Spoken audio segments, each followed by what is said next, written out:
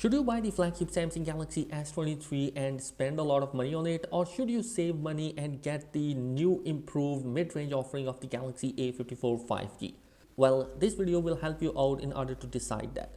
The Galaxy A54 5G is much cheaper than the flagship, yet it has similar looks, a similar brilliant AMOLED display, the same charging speed, and it even takes micro SD card slot that flagship S23 does not have, and longer battery life. However, of course, it's more compromised. The screen does not get as bright, it lacks adaptive refresh rate, its cameras are not quite as good, and there is no zoom camera at all. And the processor, even if improved, is a far cry from an amazing Snapdragon 8 Gen 2.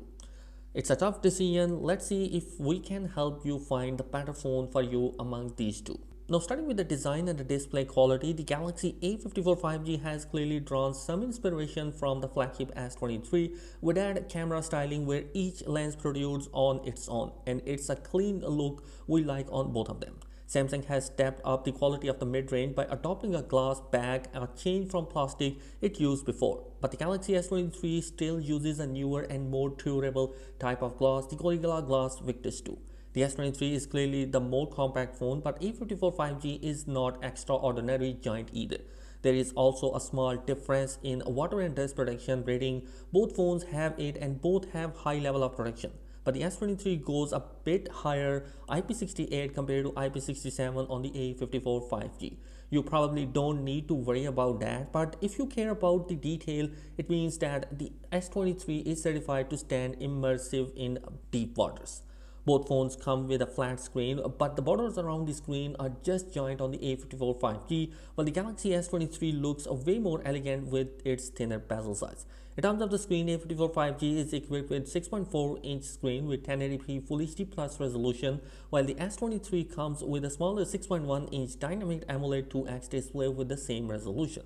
Both are high quality screens, but if you care about the detail, the S23 display gets brighter outdoor and it has an adaptive refresh rate of 120Hz, and color calibration should be better on the flagship model. In terms of biometrics, both phones rely mainly on fingerprint scanner built inside the screen. The A54 5G goes for a cheaper optical fingerprint reader, while S23 goes for ultrasonic one, which won't blind you at night. So that's a nice small advantage of the flagship. Now, moving forward towards the performance and the software, the A54 5G is coming with the Samsung newer exynos 1380 system chip, which brings a big improvement in multi-core CPU performance and graphic compared to the previous generation. But it's far cry from amazing Snapdragon 8 Gen 2 processor on the flagship Galaxy S23. On the software side, we are happy to see that Samsung will provide you a 4 years of major OS update on both the A series and the S series device. The A54 5G might get those updates a bit later than the S series counterpart though. Now, for the cameras, the Galaxy A series has never had quite as good cameras as the Pixel A family,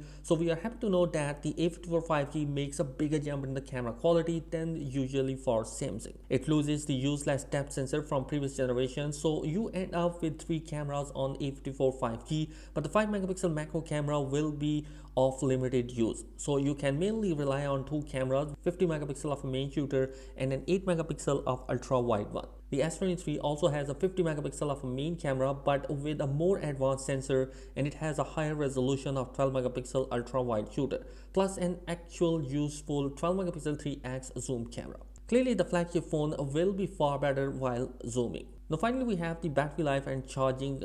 With the bigger size, the A54 5G also packs a much bigger battery. The 5100 mAh battery on the A54 5G beats the 3900 mAh battery on the S23 fair and square in terms of pure size, but we are yet to test the actual battery life. Well, both phones will support 25 watt of fast charging speed, as the flagship does not have any meaningful advantage here. However, the S23 does support wireless charging while A54 5G doesn't. Now, in summary, the A54 5G is a bigger jump than usual for Samsung mid-range, and we understand why you might be split between it and more expensive S23. Still, my recommendation remains with the S23, especially if you can catch it at a good price with deals. And the Snapdragon 8 Gen 2 chips is going to be amazing, and the camera quality is really outstanding and will serve you well for years to come. However, if you just want a phone that works and works well, and if you value a longer battery life, the A54 5G is capable. And you guys, that is it in this particular video. Let me know your thoughts in the comment section below. Be sure to subscribe. Thanks for watching.